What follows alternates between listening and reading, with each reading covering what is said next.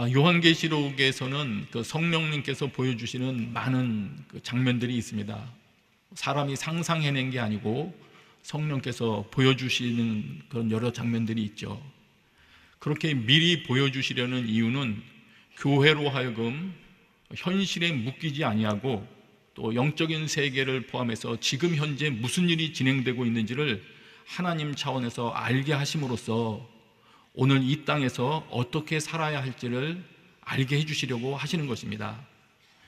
특별히 마지막 때에 관한 것을 알게 해주시는데, 지난주에도 보았지 않습니까? 새하늘과 새 땅, 이 최종 결과를 미리 알게 하시는데, 그것 역시 하나님께서 예비하신 생명의 결과, 거기에 참여하려면 오늘 이 땅에서는 어떻게 살아가야 하는지를 알게 해주시려는 것입니다.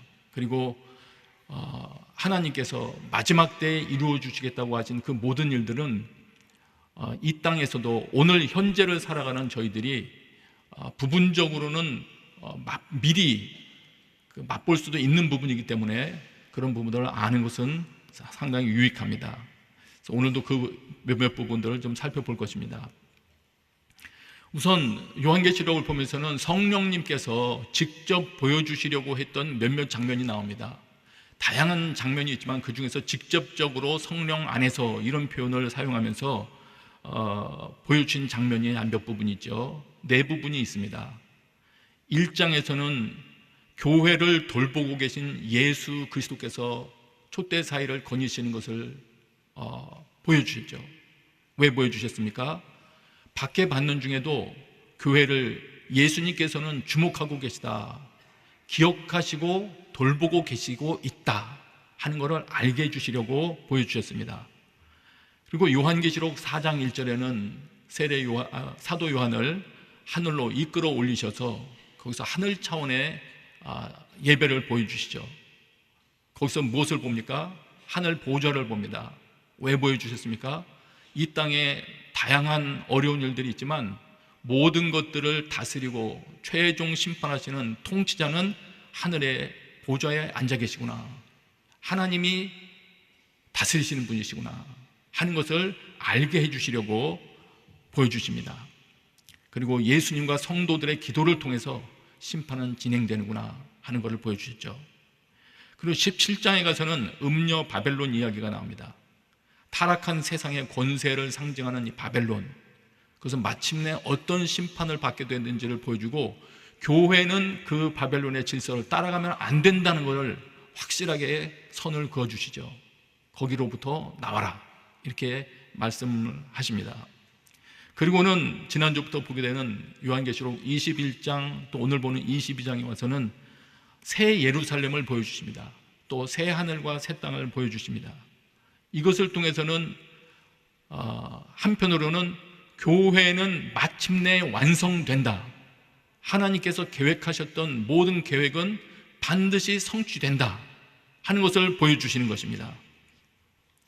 주님께서, 그리고 이 일이 언제 이루어지느냐, 예수님께서 재림하실 때 완전히 이루어진다 하는 걸 보여주시는 것이죠.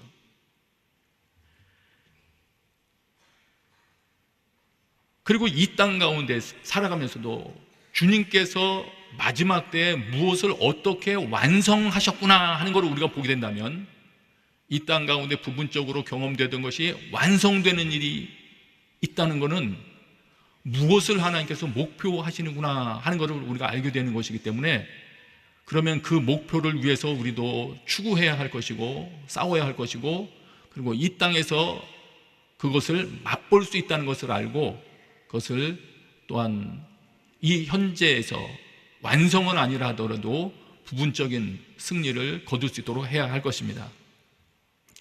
자, 그래서 이제 오늘 새하늘과 새 땅의 그 내용이 지난주부터 나와 있었고, 그리고 그러면 그 새하늘과 새 땅에 들어가서 살아가는 성도들은 도대체 누구냐, 그들은 어떤 모습으로 살아가느냐.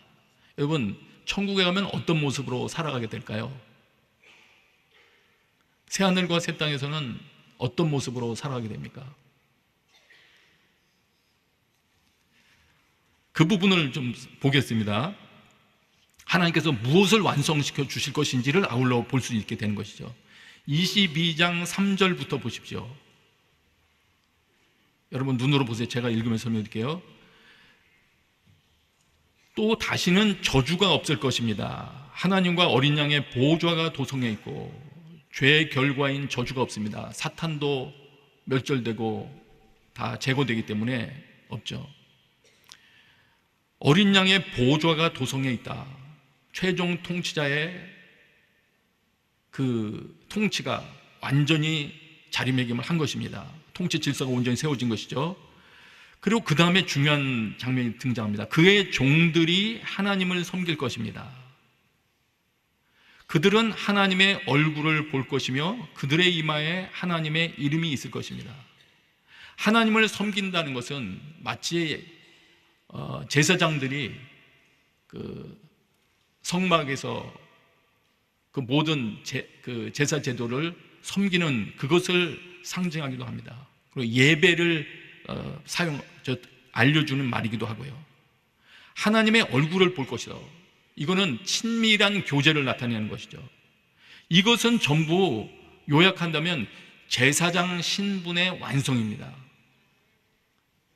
조금 이따 무슨 말을 하는지를 말씀드릴게요.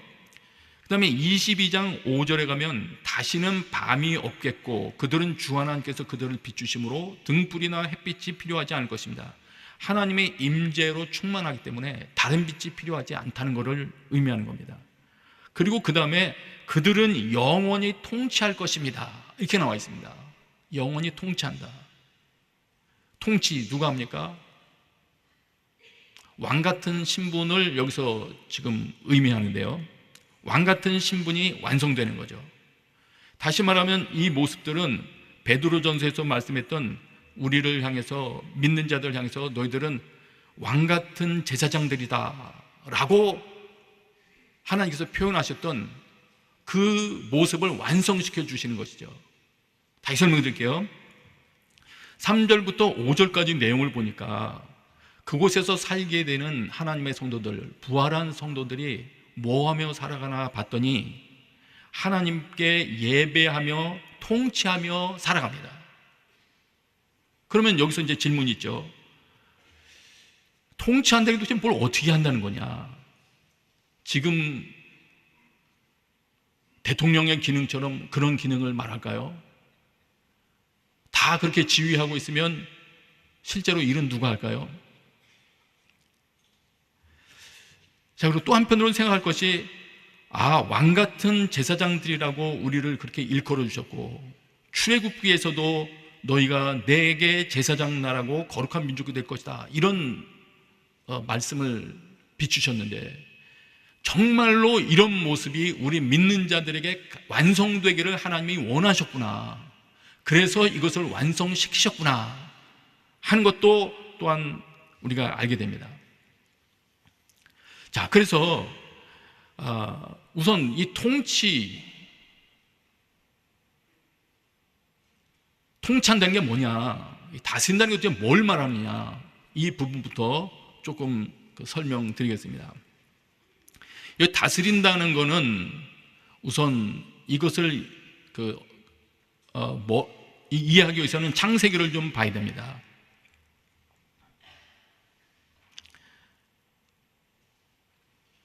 죄송합니다.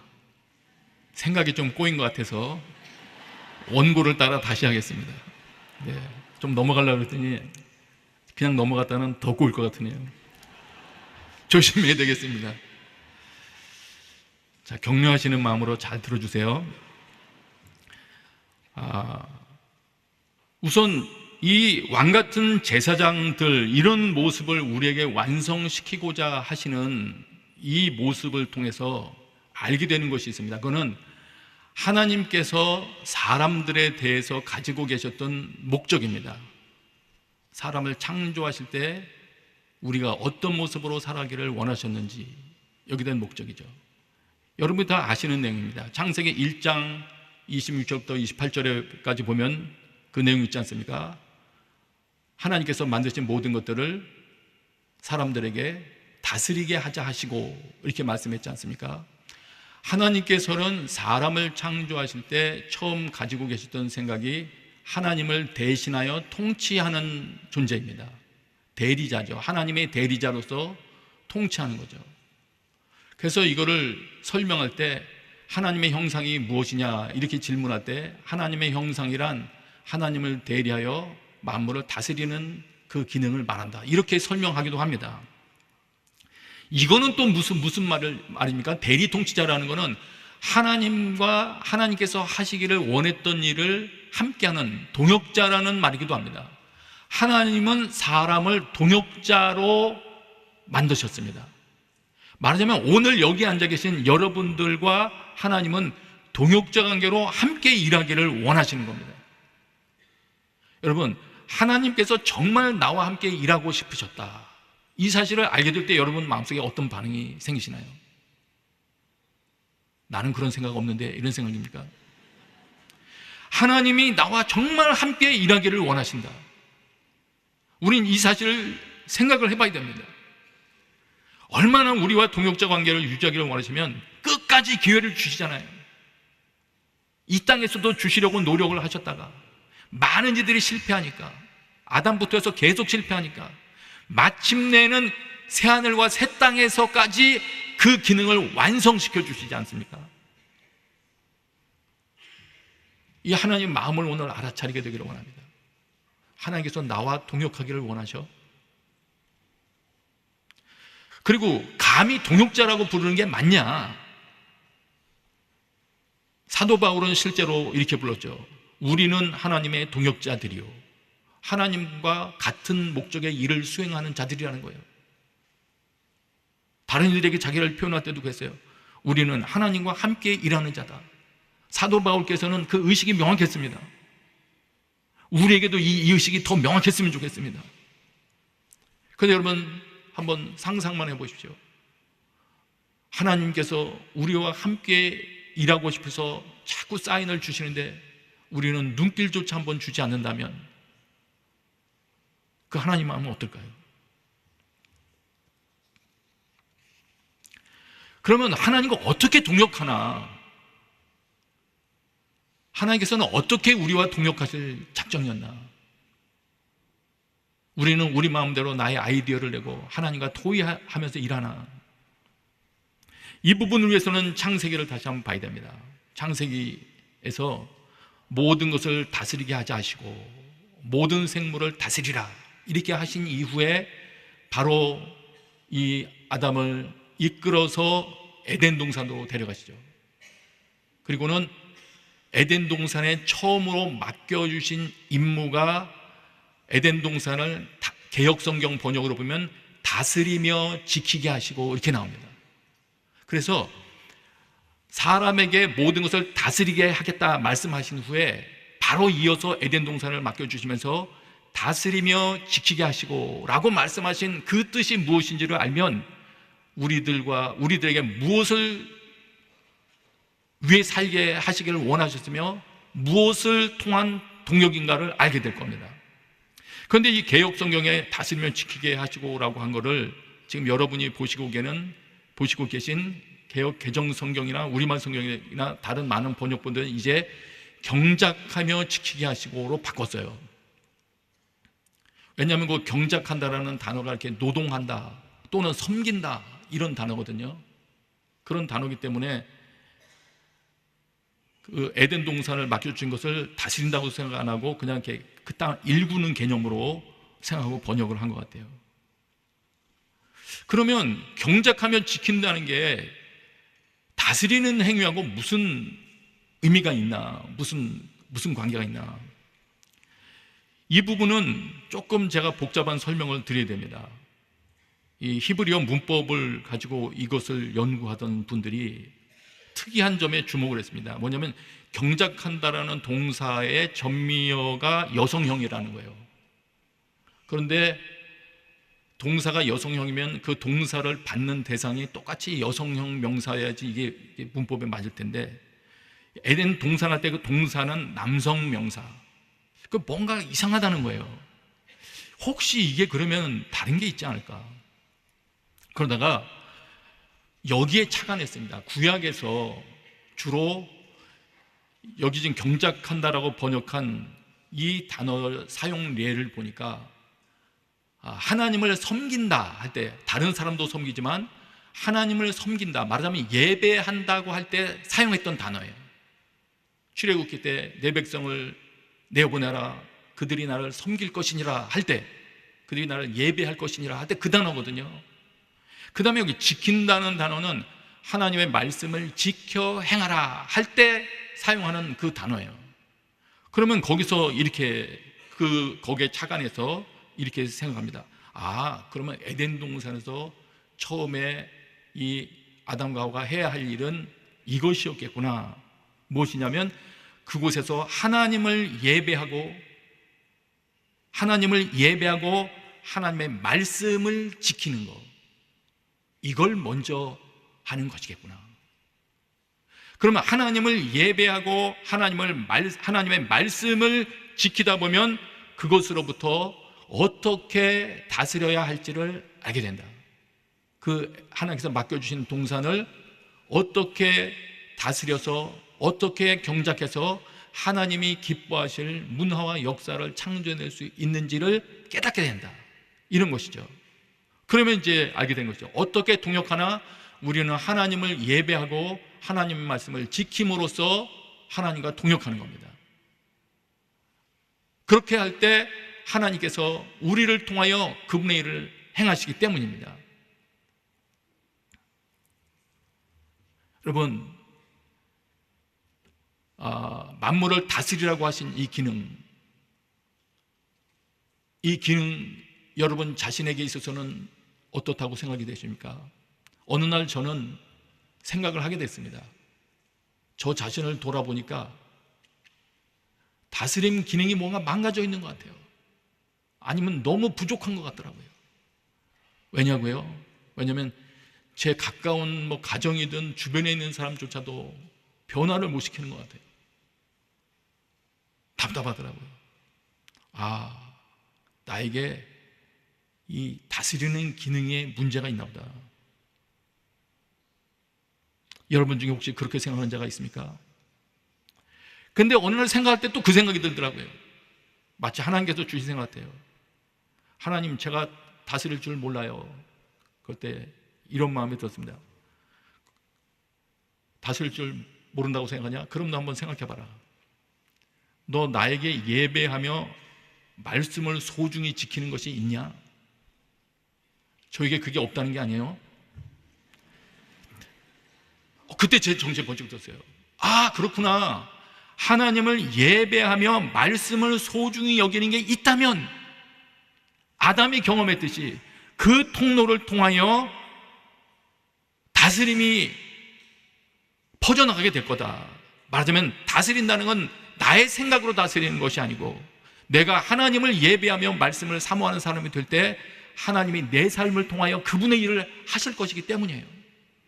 마치 아브라함이 순종하자 하나님께서 그의 삶을 창대하게 만들어 가신 것처럼, 여러분이 하나님을 예배하며 하나님의 말씀을 소중히 지키기로 결심하고 그 방향의 삶을 살아가시면 하나님이 개입하셔서 여러분의 삶을 통하여 그분의 나라를 완성시켜 가시는 것입니다.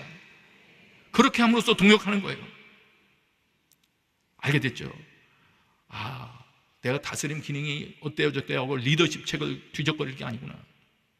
내가 정말 하나님을 예배하는 자고 말씀을 소중히 여기는 자라면 나는 그분의 임무를 감당할 수 있을 것이고, 만일 내가 아무리 리더십 이론에 정통한다 하더라도 하나님을 예배함과 말씀 지킴이 내게 없다면 하나님의 다스림을 펼쳐가는 것은 불가능하겠구나. 맞습니다, 여러분. 그렇기 때문에 로마서에서 이렇게 말합니다. 우리가 거듭난 이후에 예수 그리스도를 통하여 생명 안에서 왕노릇한다. 우리 사도도 왕노릇에 관심이 많았어요.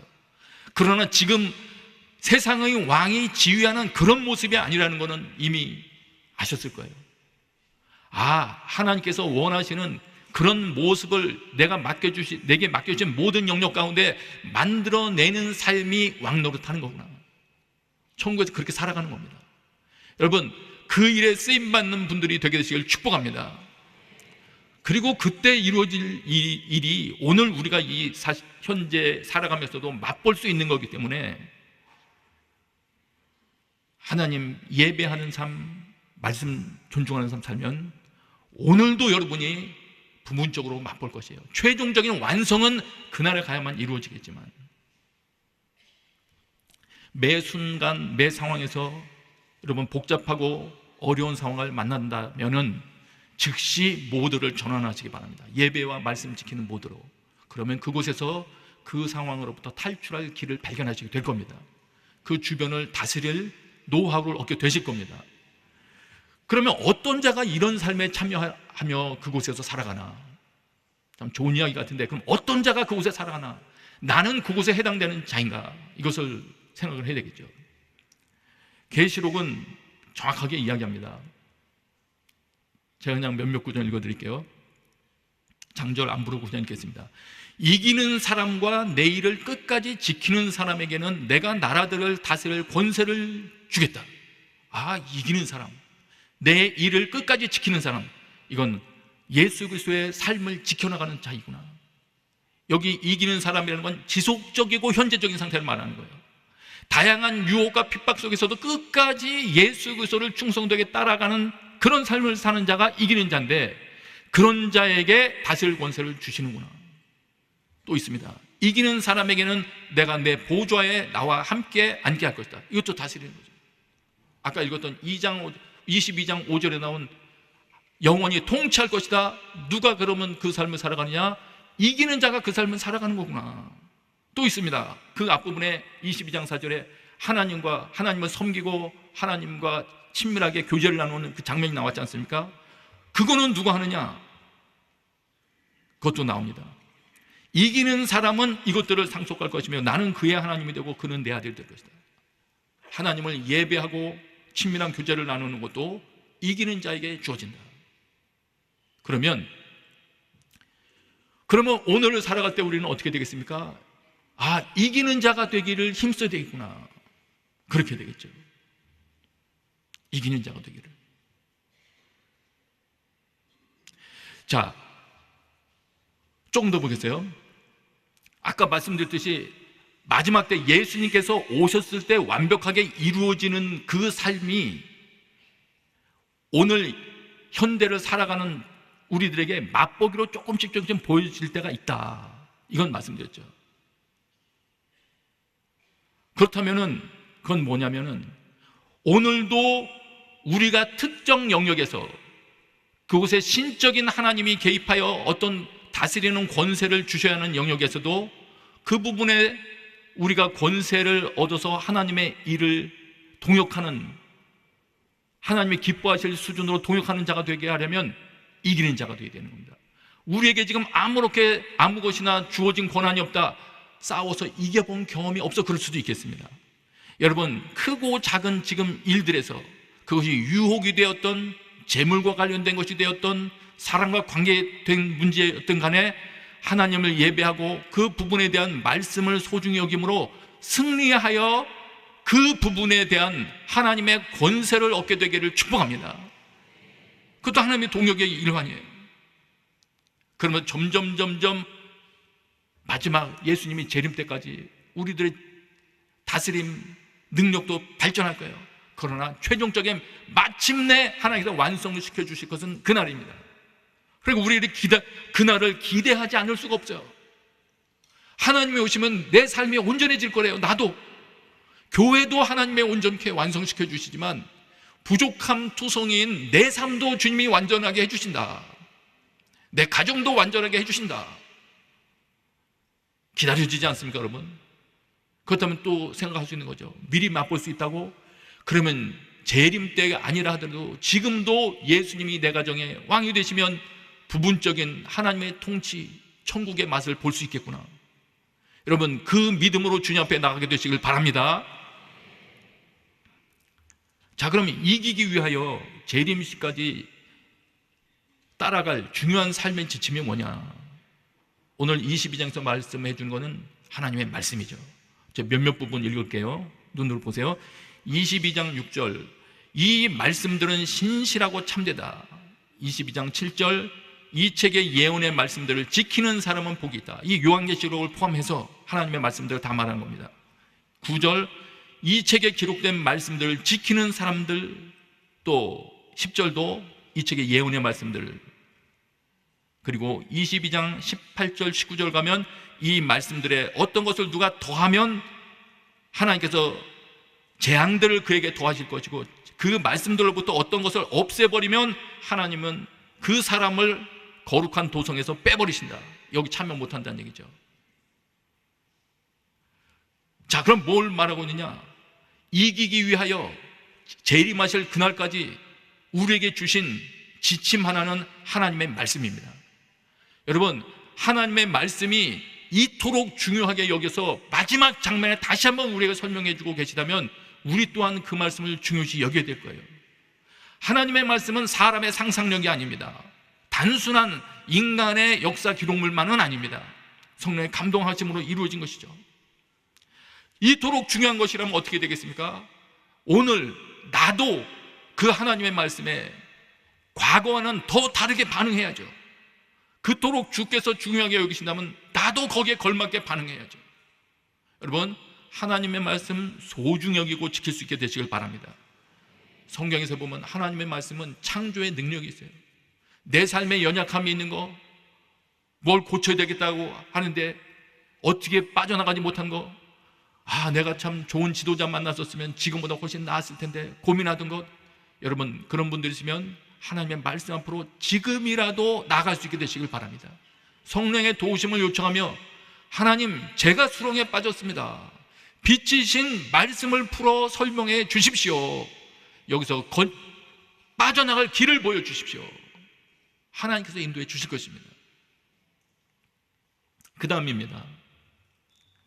그 다음, 이런 말씀을 우리에게 주셨다면 우리는 어떻게 살아야 되느냐? 22장 7절 보세요. 보라, 내가 속히 갈 것이다. 이 책의 예언의 말씀들을 지키는 사람들은 복이 있다.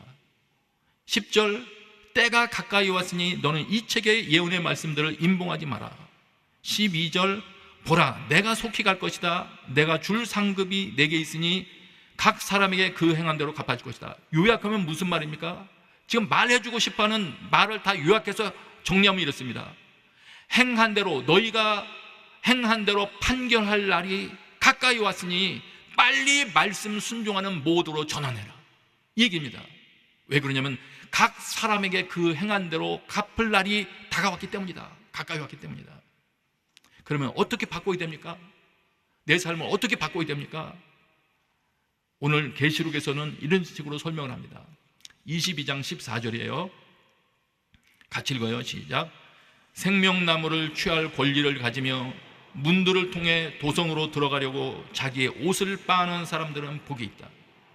여기 자기 옷을 빨아야 된다는 얘기죠. 말하자면 도성으로 들어가려고 자기의 옷을 빠는 사람들이 복이 있다고 하니까요.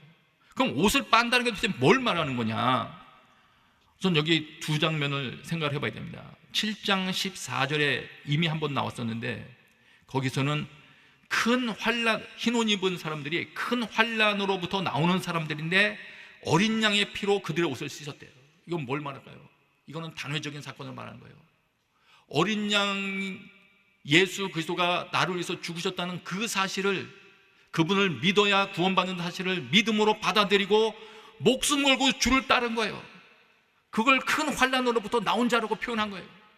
여러분, 오늘 2부 예배까지 참석을 하셨으나 교회는 따라오고 있지만 아직 예수님을 난 주인이라고까지는 난 섬기지 아직 않아, 이런 분들 계시다면 오늘 여러분을 위해서 십자가에 죽으신 예수 그리스도를 주인으로 받아들이시길 바랍니다.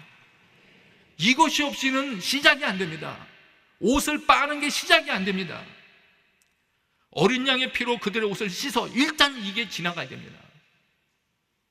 그 다음에 이 자기 옷을 빠는 사람, 이제 22장 14절 요 부분을 보니까 이 번역에 큰 두 갈래가 있더라고요. 말하자면 두 사본이 있는 거예요.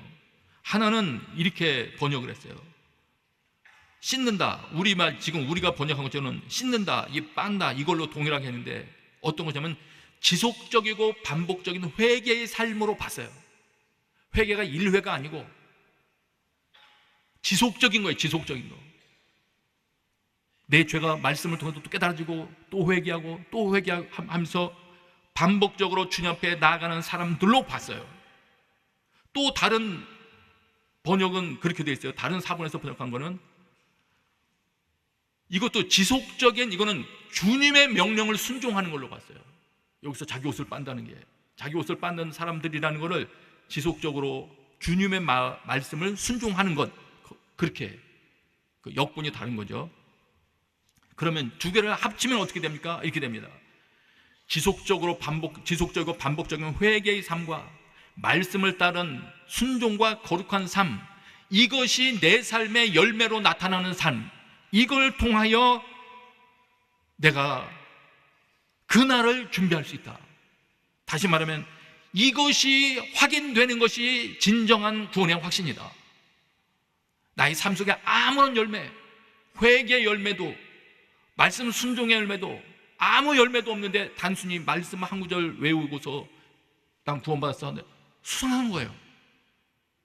그날의 확인 안 될 수도 있어요.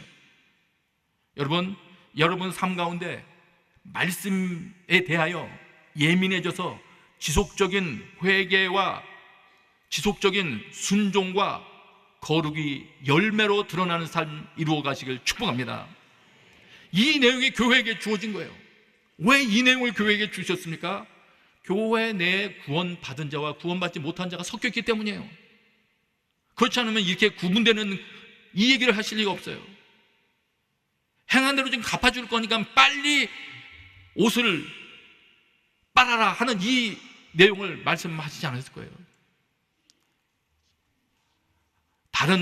다양한 것에 자신의 안전을 두고 어린 양을 따라가지 아니하고 다른 것 따라가지 아니하는 자들에게 대해 경고하는 것입니다. 오늘 여러분의 시야에, 여러분의 영혼 중심에 여러분을 위하여 십자가 죽으신 예수 그리스도, 나는 이분에게 나의 충성을 드리겠다는 결심이 선명해지게 되시길 축복합니다. 그분만이 여러분을 그날까지 보호해 주실 것이고 계속 격려하실 것이고 그날에 여러분의 삶을 완성시켜 주실 것입니다. 지금 연약하다 하더라도 그날에 그분이 완성시키십니다. 그걸 우리 바라보며 가는 거예요. 계속 오늘이라고 주어진 시간에는 그러므로 싸우며 나가는 거죠. 매 순간순간 다가오는 그 시간을 이기며 나아가는 거죠. 그분이 오셔야 새로워지는 거니까. 그래서 우리 이렇게 이 부분이 우리에게 소중해집니다. 22장 20절 보세요. 같이 읽습니다. 시작. 이 모든 것을 증거하신 이가 말씀하십니다. 참으로 내가 속히 갈 것이다. 아멘. 주 예수여 오시옵소서. 예수님께서 오시는 날이 완성의 날인데, 진정한 회복의 날인데 주님께서 마지막으로 약속하십니다. 참으로 내가 속히 갈 것이다. 이건 우리에게서 너무 기쁜 소식입니다. 하나님을 사랑하는 자, 말씀 때문에 이 땅에서 하나님께 간구하고 부르짖던 자에게는 너무 축복된 말입니다. 네. 그래서 우리는 이렇게 거기에 응답하죠. 예수님께서 마지막으로 참으로 내가 속히 갈 것이다 이렇게 약속할 때 바로 믿는 자들은 이렇게 고백합니다. 아멘. 주 예수여 오시옵소서. 이거는 우리가 주여 하고 외칠 때 말은 주여 한 단어 있지만 거기에 우리의 많은 하나님이 누구신지에 대한 신앙 고백이 담겨 있지 않습니까? 그렇게 쏟아부어서 주여 하고 외치며 기도하듯이 아멘 주 예수여 오시옵소서, 이것도 의미를 여기다 담아서 주님 앞에 부르짖는다면 엄청나게 강력한 기도예요.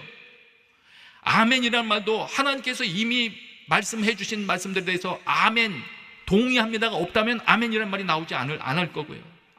않을 거고요. 그 다음에 주 예수여 오시옵소서 하는 것도 그분의 말씀대로 살려는 의지가 없다면, 정말로 예수께서 오셔야 내 삶이 완성되는 곳, 여기에 대한 믿음이 없다면 아멘 주 예수여 오시옵소서 이 말을 하지 못할 거예요. 잠깐만요 이럴 수는 있을지 모르죠. 또 아직 준비 안 됐습니다.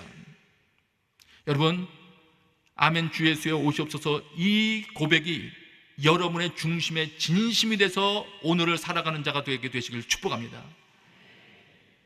들은 말씀을 내 안에 지키고 있는 것이 믿음입니다. 예수님이 오실 때 여러분에게서 그 믿음을 확인할 수 있게 되시기를 축복합니다. 21절 함께 읽고 마치겠습니다. 같이 있습니다. 시작. 주 예수의 은혜가 모든 사람들과 함께 있기를 빕니다. 아멘. 이 모든 것들이 하나님의 은혜 가운데 우리에게 경험되어지게 되기를 기도하십시다. 이 시간에 같이 한번 기도합니다. 이 시간에 기도할 때 자기 자신과 가정을 위해서, 하나님 그렇습니다. 예수께서 임하셔야 완성이 되는데 주께서 기뻐하셨던 그 다스림, 그 기능이 회복될 텐데 내 가정, 저부터 회복시켜 주옵소서. 하나님의 나라 분위기가 내 가정에 임하는 통로로 쓰임받게 하여 주옵소서. 같이 기도하겠습니다. 아버지 하나님, 예배할 기회를 주셔서 감사합니다. 주님, 은혜를 주셔서 감사합니다. 저의 눈을 열어 주옵소서. 예수께서 우리와 동행하기를 참으로 원하신다는 그 내용이 저들 영혼을 다시 한번 일깨우게 하여 주옵소서. 하나님만 예배하며 주의 말씀 주목하며 오늘이라고 주어진 시간에 이기는 자 되어 주님을 기쁘시게 하며 이 땅에 하나님이 기뻐하시는 그런 삶을 살아드리는 자 되게 하여 주시옵소서. 예수님의 이름으로 기도합니다. 아멘.